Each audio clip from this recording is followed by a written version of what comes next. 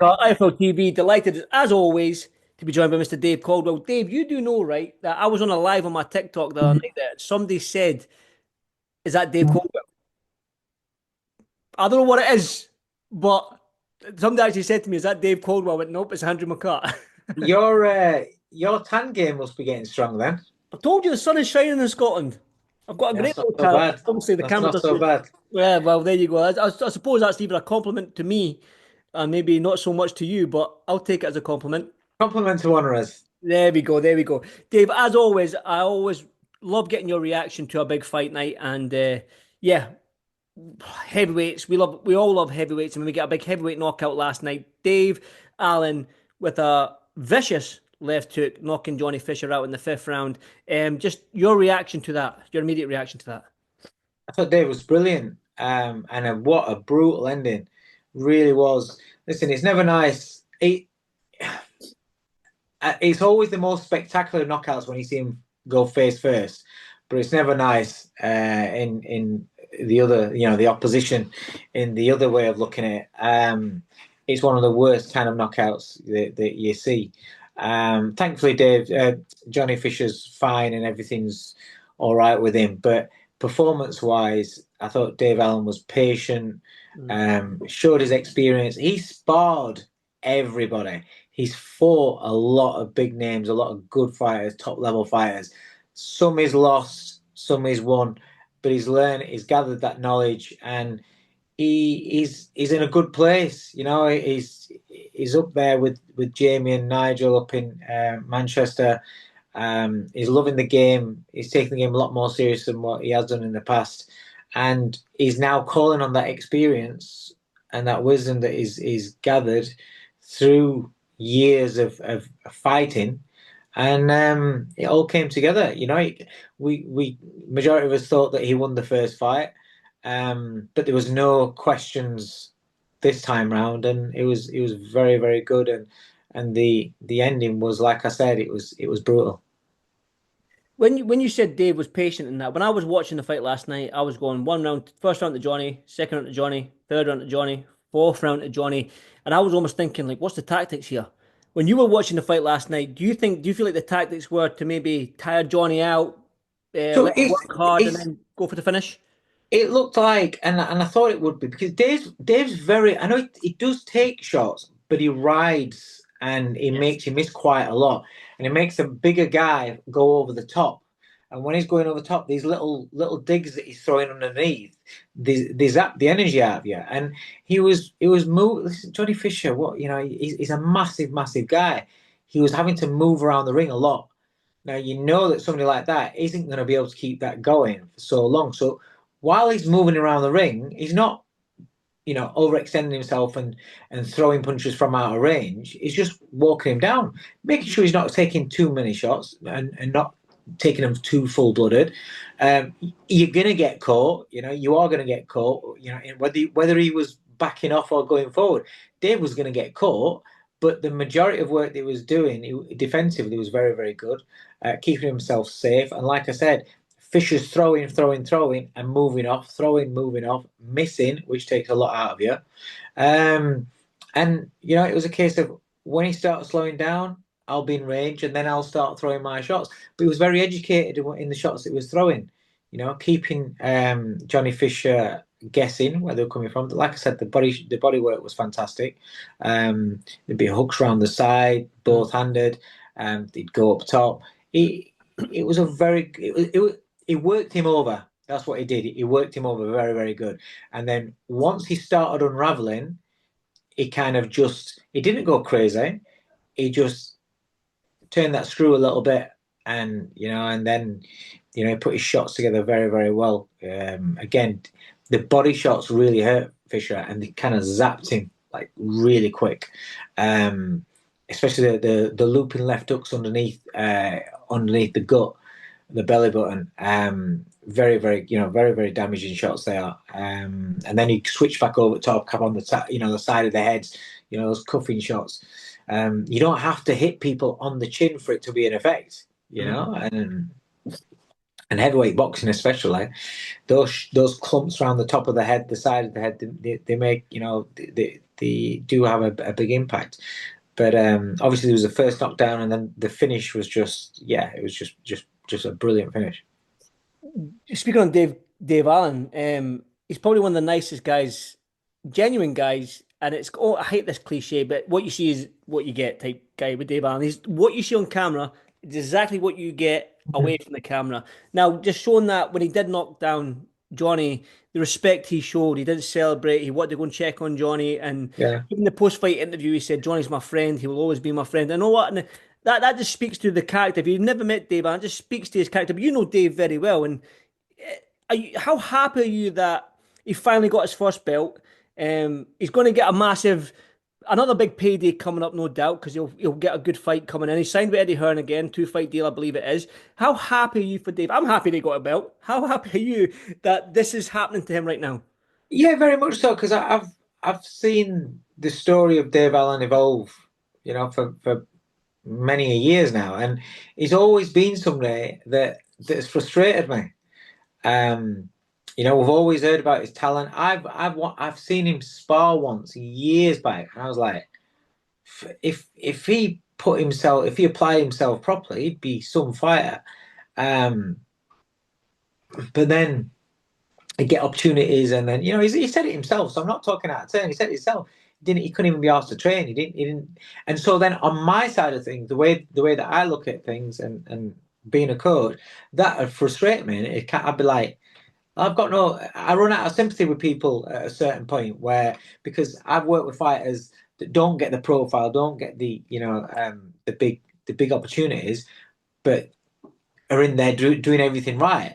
And so that had pissed me off. And I'm like, you're getting these opportunities, and you're not giving yourself 100% chance of winning them. So I always found him frustrating, but he kept it going, kept it going. I mean, there was one fight, I can't remember who it was against, and it was bad. One of his losses. I don't know if he got stretchered out, or I can't remember. They were not stretchered out as in because they were not, but I think maybe we were gassed or something. I can't remember. It was a And it we was, had the oxygen mask on. I can yeah, remember. yeah, yeah. That's the one. Was it a David Price one? David Price, yeah, that was the one, and it wasn't nice to see, and I was like, he needs to pack up. Um, but I think he did have a break, and then he came back, teamed up with Jamie Moore, and he's taking it really seriously. He's enjoying himself, and then you see the evolution, and you see now what he's putting into it, and he's getting the opportunities, and it's nice. Whether or not I know somebody or not, I like seeing somebody after a hard career where he has stepped in and fought people like Luis Ortiz and people like that at last minute, and I like seeing people like that have had the hard career and been written off, and it's not going the way, coming through and end up. I'm not saying he's going to be a world champion and stuff like that, but he's won a title. I think after the first Fisher fight, that was the first time I realised that he'd never won a title. I was Mm. like, wow. And when he's saying you just wanted him to win a title, so he's won his first title, which is nice. I'd like him to get a British title. That'd be a nice title for him to go with because it's a beautiful belt. It's a great accolade to be British champion. I think that's a good route for him to go.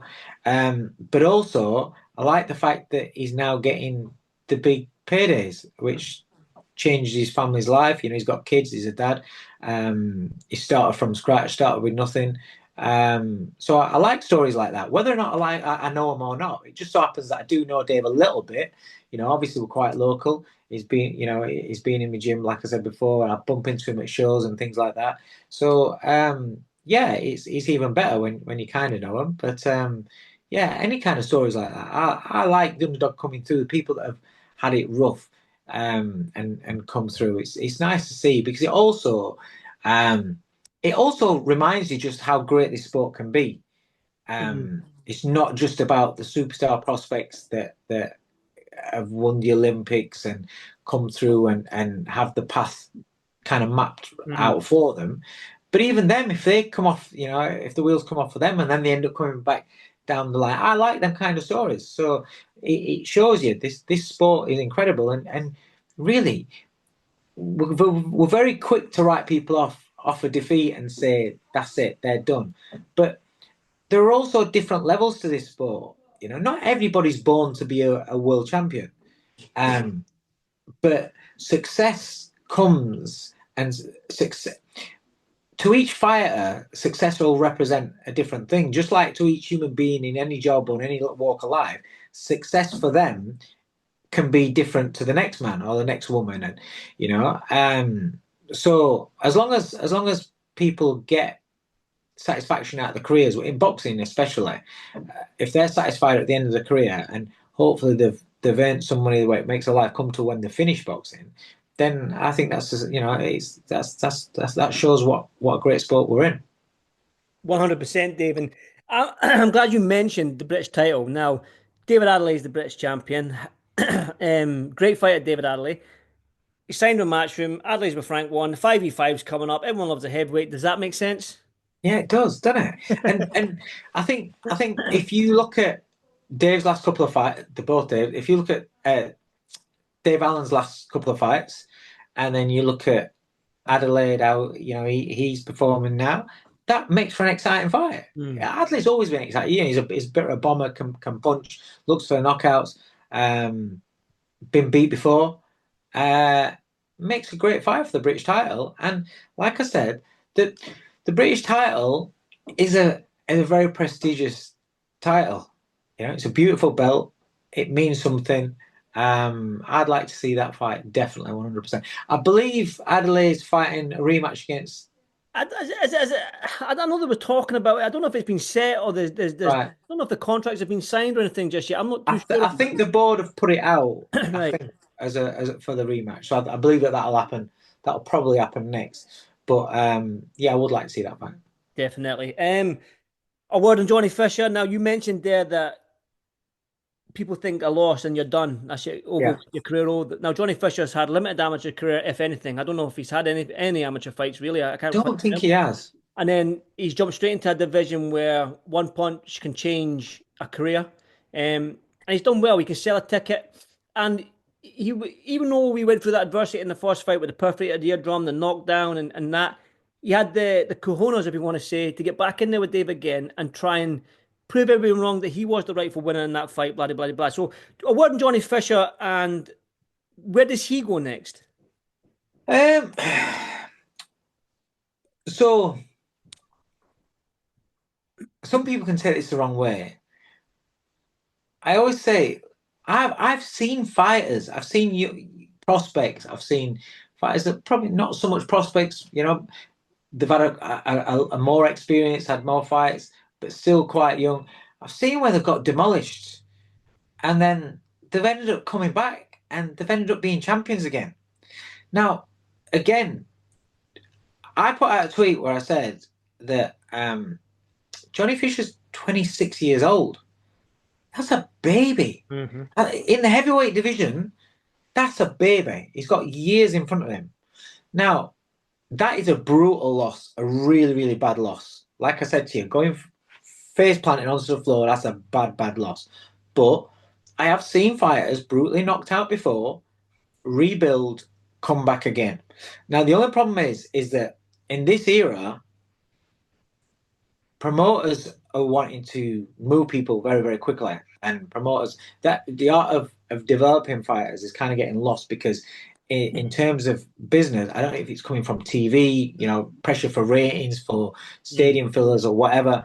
But a fighter shows a bit of promise, early doors, they rush them along because they sell a lot of tickets, because they speak really well, because they've got a gimmick. So they get moved up to be headliners. Unfortunately, what happens with that is that if you haven't had the experience, then they get found out. Johnny Fisher, 26 years old, if the they're allowed to take a step back, learn the fundamentals again, come through it, and kind of without the problem is in boxing, we all want the hype, Mm-hmm. but with the hype comes the speed of movement of the career trajectory. Yep. You can't hype a fighter up and keep him at 8 round level forever. Do you know what I mean? You have to kind of like rein it in. And when somebody's like him who's selling thousands and thousands of tickets, how can you keep him boxing just your circuit fighters, and I'm not saying boxing journeyman, but how can you keep them at that sort of lower level where you can keep developing, keeping developing? But then also that can come on the management and the fighter himself who's wanting the bigger money quicker. And so then if you're getting the bigger money, then the promoter's saying, well, listen, you need to be fighting real fights if I'm Yeah. paying you this sort of money. So everybody's kind of got to kind of think about the long-term plan. If you have that bit of potential, you're showing that bit of potential. And that, like you said, Fisher's not had any amateur experience. But if you look at that, and then you look at the way that he's improved actually in what he was doing as he's been coming through, he's done a really good job, you know. And Mark Tibbs has done a great job on developing him. It's just that when you look at a fighter that's got losses on his record, you dismiss him. Mm. So Dave Allen got dismissed. Oh, we'll beat him, no problem. Dave Allen's fought good top level fighters, good fighters. But it's been in sparring people for years, the top guys. He's almost like an old school fighter that Mm. kind of looks a little bit lazy and just gives you little digs here, little digs there, you know. But he's effective in what he does. After the first fight, you got to kind of look at that and go, we got away with one here. Now, the fans and the noise are saying you're swerving, you're ducking.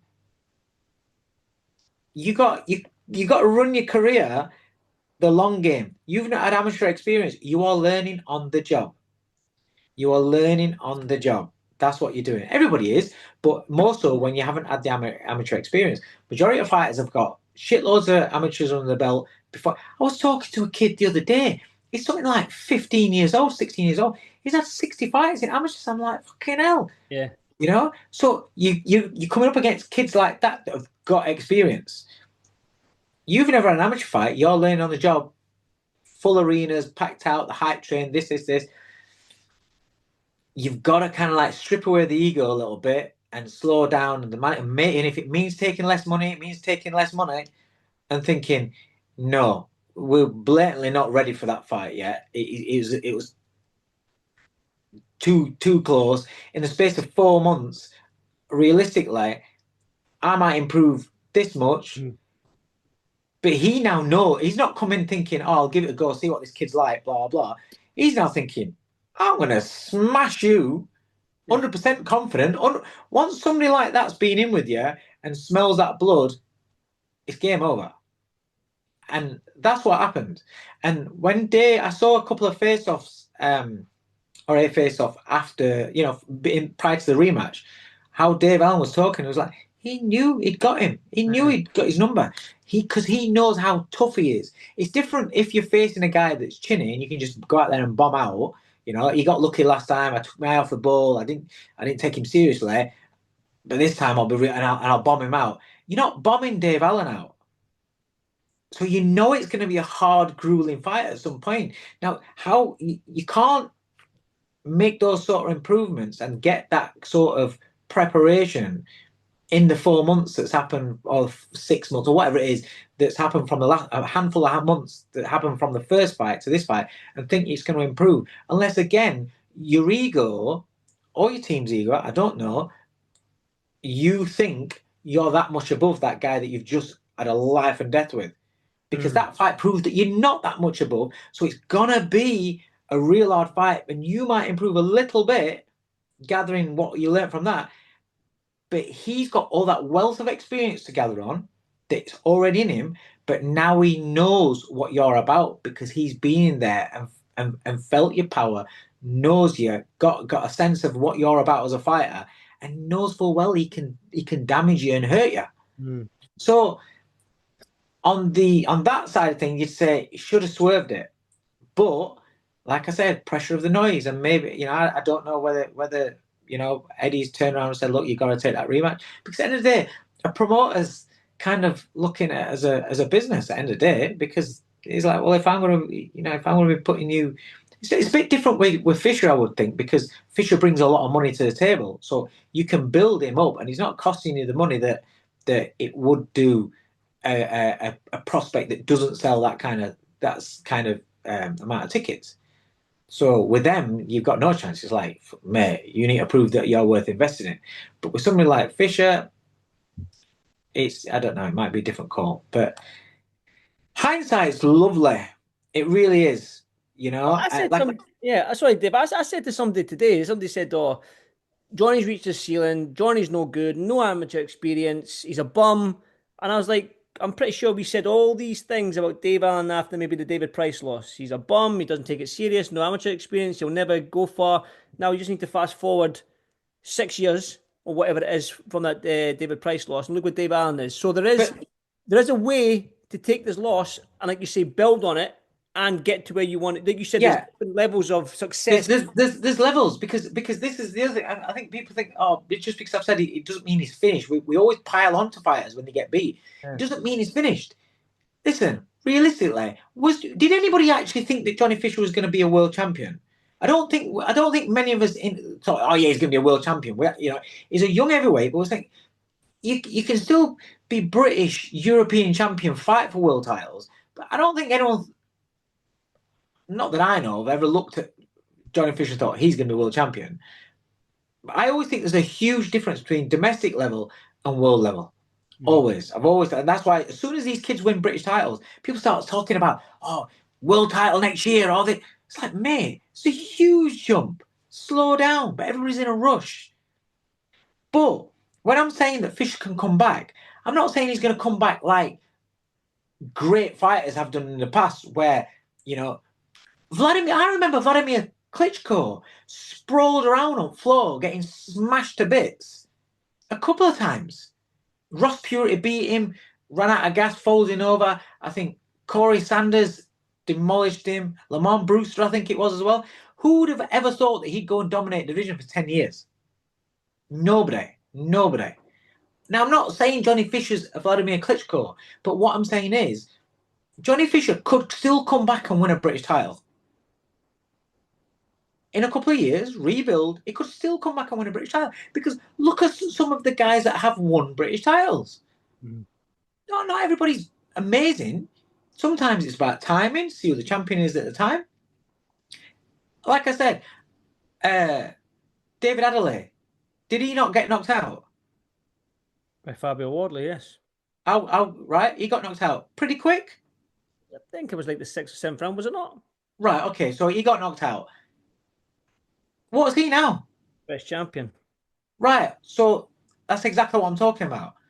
He can still come back. Depends on the fighter. Depends on the mentality. Depends on how they take defeat. Do they look at? Do they also make the adjustments needed? Are they capable of making them adjustments? Mm-hmm. If so, yes. But you can still come back and win a British title. Now, once you become British title, the whole thing starts again because you do become a more confident fighter, a more accomplished fighter and seasoned fighter. Once you win that title, it changes you. And then when you become a British champion, can you then move to the next level? What I'm saying is, I'm not saying Johnny Fisher's going to go, oh, yeah, he can still come back and be world champion. He may very well do one day. It might prove us all wrong. I don't think so. But I'm saying, people saying he should retire and shit like that. If he's still got that ambition, if he still wants to learn and achieve, why can't he become a British champion? And the British title is a major title. It's people these days have forgotten about the British title and the European. The European title is a monster achievement. People, everyone just wants to. Everybody expects to be world champion now. All these kids coming out as amateurs, they're expecting to be world champion. Oh yeah, it's not even that now. Now all of a sudden you're talking about people that they've not done anything pros yet. They say, yeah, I'm going to turn pro. I'm going to win world titles at this weight. I'm going to step up to the next weight. I'm going to unify. Everyone's talking about unification as though it's easy to do. Mm. Mate, this game's hard. This game's hard, and you've got to there's got to be a sense of realism along with.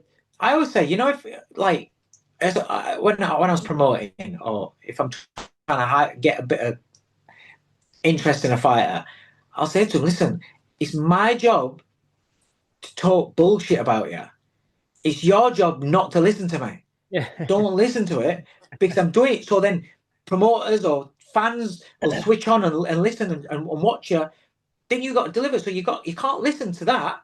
But problem is, and I think, I'll be honest with you, I think quite a bit of it has happened, there's noise and there's bullshit just being spewed about fighters where they believe it and they actually think they're better than what they are, or they're more advanced than what they are, and they're more capable right now than what they are. And instead of waiting, instead of taking a slow burner, they're demanding this in a contract. Oh no, I want this, I want this, and they're expecting more. So then the promoter's saying, "Well, we need to move you quicker then," Mm. you know. And but it's just my opinion. My opinion. I always feel as though if I think a fighter's got something about them, and if I see that they've got potential, if I believe they've got potential, I want to take my time with them and get things right and try and give them all these experiences and put them in deep waters in sparring and put them in over their head in sparring and so get comfortable being uncomfortable and then try and progress the fights. And they might, they might have bad days at the office, but if I still believe in them, it's experience. You can learn from it. You can come back. You learn from tough spars. You learn from sparring days where you're in with somebody that's a former world champion or world champion, and they kick your ass, and you Mm. can't get anything off. So don't go say, "Oh, I'm not sparring him again." You can't go back and do it. The problem is that if you do that in fights and you bite off more than you can chew in fights, you get beat on the night. Now you've then got to understand: do I want to reset a little bit lower and go again, and then I'll be ready in a year's time for that level again? Okay, no problem. No ego. Or does the ego say, "Fuck that! I'm going straight in there. I'll be able to be. I had a bad night, or he got lucky, or whatever." It's there's a lot of ways that you can look at things when you get beat. Definitely. And like I say, it was a funny, hard one for me because I know Dave, I know Johnny, and I'm so happy for Dave on this hand and then gutted for Johnny on this hand. So it was a difficult for me as you probably know, when you got two guys fighting each other, it's a tough one to take when one wins and one loses. And how do you feel about it? But anyway, Dave Allen deserves it. Johnny Fisher is still a young heavyweight, 100%. like you said. Johnny Fisher is still a young heavyweight, and we've seen heavyweights fighters come back from a loss and achieve what they wanted to achieve in the sport. But Dave Coldwell, sorry, I called you Dave Allen there. Dave Coldwell, the sun is shining in Scotland. I'm going to get more. I'm going to try and get my tan going so I can look more like you. Um, in fact, I'm away to Italy on Tuesday. So I'm way down to Italy on Tuesday for 5 days with my wife. So Yeah. I'll come back just like you, and I'll see you in Newcastle, I believe, on the 6th as well. So Yes. yeah. Yeah. So there you go. I will be Dave Coldwell in a couple of weeks' time. So there you go. Dave, enjoy the rest of your Sunday, mate. As always, And you, mate. I appreciate your time as always. And like I say, I'll see you in Newcastle. See you there, mate. Nice one. Thank you, Dave. Thank you.